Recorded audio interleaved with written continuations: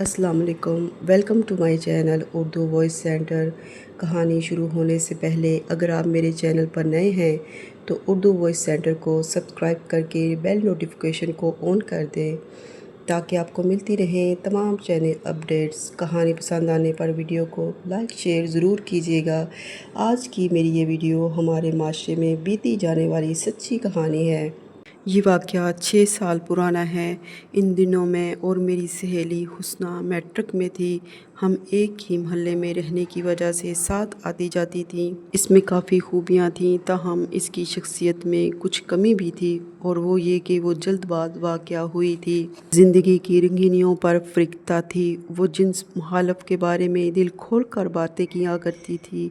इसकी यही बात मुझको खटकती थी। महल्ले भर के लड़कों के नाम इनकी सरगर्मियों में और इनके रुमान इनके इल्म में थे। जब वो किसी लड़के और इसकी महबूबा के बारे में बात शुरू करती, मैं टोक दिया करती। मैं इससे कहती कि दुनिया में और भी बहुत से काम की बातें हैं और भी मौज़ूआत हैं। आखिर तुम एक ही मौजू को क्यों सोचती हो कि फ़लाँ लड़का अच्छा है और फ़लाँ बुरा है? भाई हमें क्या, हमें तो बस अपने काम से काम रखना चाहिए। बस इस बात पर हमारी कभी कभार अनबन हो जाया करती। मुझको पता नहीं था कि आगे चलकर वो ज़िंदगी के साथ कैसी आंख मिचौली खेलने वाली है। अगर पता होता तो मैं इसको अपनी जान की कसम देकर रोक लेती।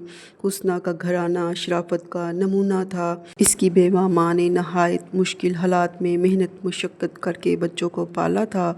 इसका एक ही बड़ा भाई था जो सीधा सादा और कम गो इंसान था। वो अपने काम से काम रखता था।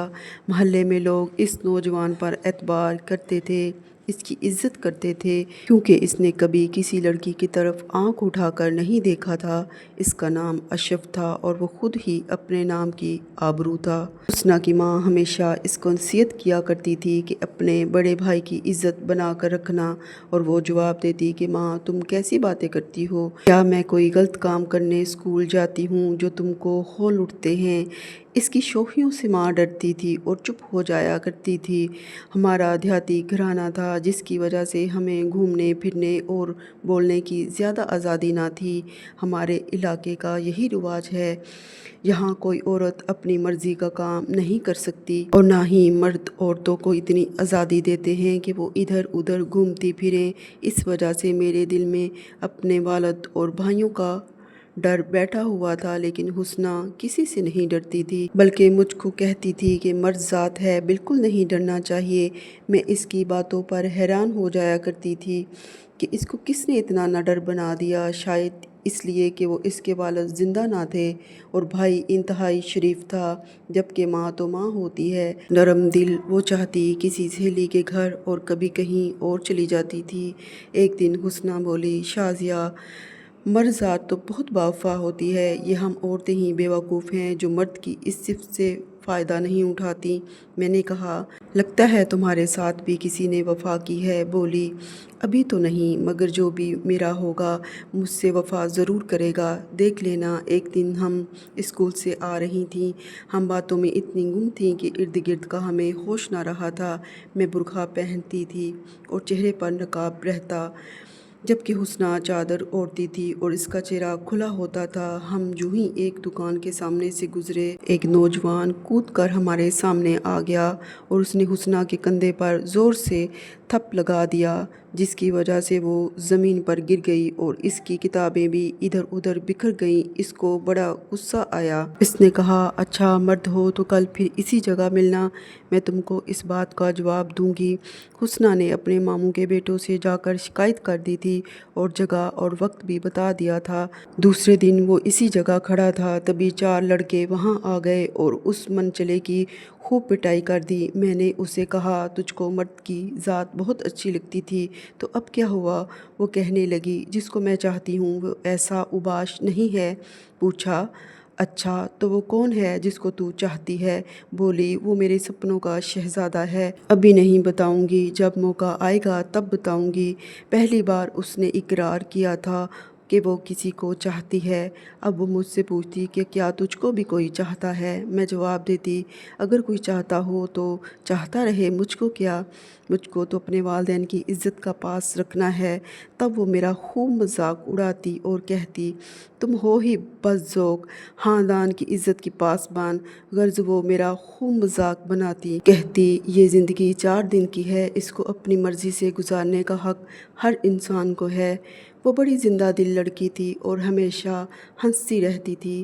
ایک دن میں نے پوچھا اس خوش نصیب کا نام کیا ہے جو تیرے سپنوں کا شہزادہ ہے؟ اس نے بتایا اس کا نام سلیم ہے اور وہ میرا دور کا کزن ہے، لاہور میں رہتا ہے اور کبھی کبھی آتا ہے کیونکہ اس کی ایک بہن کا گھر ہمارے گھر کے پاس ہے۔ سلیم کی اور میری ملاقات بھی اپنی بہن کی شادی پر ہوئی تھی۔ ایک دن وہ ہمارے گھر آئی، بہت گھبرائی ہوئی تھی۔ امی نے پوچھا کیا ہوا؟ بولی خالہ مجھ کو بچا لو، خالہ مجھ کو بچا لو۔ امی نے پوچھا کچھ بتاؤ تو صحیح۔ بولی ماں میرا رشتہ ایک امیر شخص سے کر رہی ہے، وہ ہمارا دور کا رشتہ دار ہے اور اس کی بیوی مر گئی ہے، ایک چھوٹا بچہ بھی ہے جس کو بچے کی پھوپھی پال رہی ہے، لیکن میں اس سے شادی نہیں کروں گی۔ اس کی حالت دیکھ کر امی بھی پریشان ہو گئیں۔ انہوں نے تسلی دی کہ تم فکر نہ کرو اور آرام سے گھر جاؤ، میں تمہاری ماں کو سمجھاؤں گی کہ وہ ایسا نہ کرے۔ پھر اسکول کی چھٹیاں ہو گئیں، بہت دنوں تک حسنہ ہمارے گھر نہ آئی۔ امی نے کہا شازیہ بہت دنوں سے حسنہ کیوں نہیں آئی، ذرا اس کی خیر خیریت تو پتہ کرو۔ میں بھی خوش ہو گئی کہ پہلی بار سہیلی کے گھر جانے کی اجازت ملی تھی۔ میں چھوٹے بھائی کو لے کر اس کے ہاں چلی گئی۔ اس کے گھر میں کچھ مہمان آئے ہوئے تھے، وہ ان کے لیے چائے بنا رہی تھی اور بہت خوش نظر آ رہی تھی۔ میں سلام کرنے کے لیے خالہ کی طرف گئی تو وہاں ایک عورت اور ایک لڑکا بیٹھے خالہ سے باتیں کر رہے تھے۔ میں خالہ کو سلام کر کے واپس باورچی خانے میں آ گئی اور حسنہ سے پوچھا کیا یہی سلیم ہے؟ یہ تو بہت خوبصورت ہے۔ وہ بولی ہاں یہی ہے، دیکھا کتنا ہینڈسم ہے، یہ لوگ رشتہ لینے آئے ہیں، خدا کرے امی مان جائیں، وہ تو بس اسی امیر آدمی کو اپنا داماد دیکھنا چاہتی ہیں۔ اچانک ڈرائنگ روم سے اونچی اونچی آوازیں آنا شروع ہوئیں تو حسنہ پریشان ہو گئی۔ جب وہ لوگ جانے لگے تو سلیم نے کہا خالہ آپ نے ہماری بے عزتی کی ہے، میں اس کا حساب لوں گا، آپ آج کا دن ضرور یاد رکھیے گا۔ خالہ نے کہا اچھا بیٹا ضرور یاد رکھوں گی، مگر اب تم جاؤ، میں تم کو رشتہ نہیں دے سکتی، مجبور ہوں، ہمیں معاف کرنا۔ ان کے جانے کے بعد خالہ بہت پریشان تھیں۔ انہوں نے حسنہ سے کہا کہ تو ہماری عزت کی دشمن ہے، یہ لڑکا بے لحاظ ہے اور رشتے کے لائق نہیں ہے، جبکہ امجد رنڈوا ہی صحیح مگر شریف آدمی ہے اور عمر بھی زیادہ نہیں، اس کی شادی کو 2 سال ہوئے تھے کہ بیوی رضائے الہی سے فوت ہو گئی، اب میں اس کا کیا قصور؟ مگر حسنہ کہاں ماننے والی تھی، دونوں ماں بیٹی میں رشتے کی بات پر ٹھن چکی تھی۔ ایک دن وہ ہمارے گھر آئی اور کہنے لگی ماں تو سلیم کے لیے کسی طرح نہیں مانتی، اس کو تو امجد کی دولت بھلی لگتی ہے، بھلا میں کیوں بنوں قربانی کا بکرا؟ کل امجد کے گھر والے منگنی کے لیے آ رہے ہیں، میں نے سلیم کو فون کر دیا ہے، اس نے کہا کہ تم تیار رہنا، میں تم کو لینے آ رہا ہوں، تو کیا تم اس کے ساتھ چلی جاؤ گی؟ ہاں تو اور کیا کروں؟ اچھا تو شازیہ خدا حافظ، خدا جانے پھر ہم زندگی میں مل سکیں یا نہیں۔ میں سمجھی یہ ایسے ہی کہہ رہی ہے، جائے گی کہاں؟ تاہم اس دن بھی اس نے بہت سمجھایا مگر وہ نہ مانی اور اگلے دن اپنے بھائی اور ماں سے چوری چھپے سلیم کے ساتھ لاہور چلی گئی۔ میں بہت حیران ہوئی کہ یہ کیسی لڑکی ہے جس کو ماں بھائی کی عزت کا ذرا بھی خیال نہیں ہے۔ حسنہ کے گھر والے محلے میں بہت بے عزت ہوئے تو یہ شہر ہی چھوڑ کر چلے گئے۔ اس کے بعد ان لوگوں کا کچھ پتہ نہ چلا اور نہ ہی حسنہ نے کسی کو اپنی خبر دی۔ ہم بہنوں کی بھی تعلیم مکمل ہو گئی تھی، ابو ریٹائرڈ ہو گئے تو ہم اپنے گاؤں چلے گئے۔ گاؤں میں ہمارے سب رشتہ دار رہتے تھے، میری منگنی اپنے چچا زاد سے ہو گئی جو ڈاکٹر تھے، وہ لاہور میں سروس کرتے تھے۔ یوں ہم لاہور آ گئے۔ مجھ کو نرسنگ کا شوق تھا۔ شوہر نے میرے شوق کا احترام کرتے ہوئے مجھ کو کبھی کبھار ہسپتال آنے کی اجازت دے دی۔ ایک دن میرے شوہر کی ڈیوٹی ایمرجنسی میں لگی ہوئی تھی۔ اس دن میں یوں ہی اسپتال چلی گئی کہ ایک عورت بری طرح جلی ہوئی لائی گئی۔ میں نے وارڈ بوائے سے کہا کہ اس کا والی وارث کوئی نہیں۔ اس نے بتایا کہ جی اس کے شوہر نے ہی اس کو جلایا ہے۔ اس کو اسپتال کون لایا تھا؟ ایک مرد، ایک عورت، جو خود کو اس کے پڑوسی بتاتے تھے۔ میرے شوہر نے مجھے وہاں دیکھا تو کہا میں اس عورت کو دیکھ لوں کیونکہ اس کے پاس کوئی اس کا اپنا نہیں ہے۔ میں اس کے قریب گئی۔ وہ ہوش میں تھی اور تکلیف سے کرا رہی تھی۔ مجھ کو دیکھتے ہی پہچان گئی، بولی تم شازیہ ہو نا؟ اس کی آواز جب میرے کانوں سے ٹکرائی میں یکدم ماضی میں چلی گئی۔ مجھ کو یاد آ گیا کہ یہ آواز تو میری سہیلی حسنہ کی ہے۔ میں نے پوچھا تو حسنہ ہے؟ ہاں شازیہ، مجھ کو اس عذاب سے بچا لو، میں ہی تیری بد نصیب سہیلی ہوں۔ میں نے فوراً اپنے شوہر کو بلایا اور کہا اس کی تکلیف کم کرنے کے لیے کوئی دوا دو۔ انہوں نے پہلے ہی اس کو انجیکشن دیے ہوئے تھے، پھر بھی انہوں نے خصوصی توجہ دی۔ میں تمام رات اس کے پاس رہی۔ اگلے دن بھی وہ بولنے کے قابل نہ تھی۔ اس کے پڑوسی حال دیکھنے آئے۔ کچھ پولیس کی کارروائی بھی ہوئی۔ جب حسنہ بات کرنے کے قابل ہوئی تو اس نے بتایا کہ سلیم سے شادی میں نے اپنی مرضی سے کی تھی، لہٰذا نہ میکے والے مجھ کو پوچھتے اور نہ سسرال والے، جس کی وجہ سے یہ آدمی شیر ہو گیا۔ یہ اتنا ظالم نکلا کہ اس نے میری زندگی عذاب بنا دی۔ اگر سالن میں تھوڑا سا نمک تیز ہو جاتا تو یہ مجھ کو ادھیڑ کر رکھ دیتا تھا۔ 3 دن پہلے ذرا سی بات پر آپے سے باہر ہو گیا اور مجھے جلتے ہوئے چولہے پر دھکا دے دیا۔ جب میرے کپڑوں میں آگ لگ گئی اور میں چیخنے چلانے لگی تو مجھ کو بچائے ہسپتال لے جانے کے گھر سے بھاگ گیا۔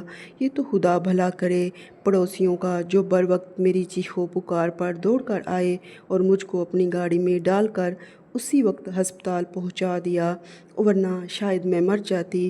حسنہ 2 ماہ ہسپتال رہی، مگر ایک بار بھی اس کا شوہر اس کو دیکھنے نہیں آیا، بلکہ وہ گھر کو تالا لگا کر کہیں روپوش ہو گیا۔ اس بیچاری کی طرف سے تو FIR تک کٹوانے والا کوئی نہ تھا۔ پڑوسی جو چشمدید گواہ تھے انہوں نے بس اتنا کہا کہ ہم سے جو ہو سکا ہم نے کر دیا، اس سے زیادہ ہم کسی کے معاملات میں نہیں پڑتے۔ حسنہ کہتی تھی کہ مجھ کو دارالعمان میں داخل کروا دو، مگر اس کی حالت کے پیش نظر میں اس کو اپنے گھر لے آئی۔ اب وہ مجھ کو کہتی ہے شازی تم صحیح کہتی تھی کہ اپنے بھائی کی عزت کی پاسبان بنو، اور میں تمہارا مذاق اڑاتی تھی۔ آج میں نصیبوں جلی، ساری کی ساری جل کر بھسم ہو گئی ہوں۔ مجھ کو سلیم نے اپنی جھوٹی محبت کا زہر پلایا تھا جس سے میں مدہوش ہو گئی تھی، اور مجھ کو اس وقت کچھ بھی سجھائی نہ دیتا تھا۔ آج بس نہیں چلتا کہ ہر لڑکی سے کہوں کہ کسی کی محبت کا زہر نہ پینا، ورنہ مدہوش ہو کر میری طرح جل جاؤ گی۔